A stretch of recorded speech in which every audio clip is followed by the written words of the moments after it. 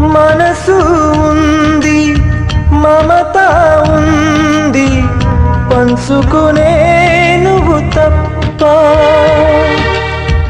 ఊపిరి ఉంది, ఆయువు ఉంది, ఉండాలనే ఆశ తప్ప. ప్రేమంటేనే శాశ్వత విరహం అంతేనా?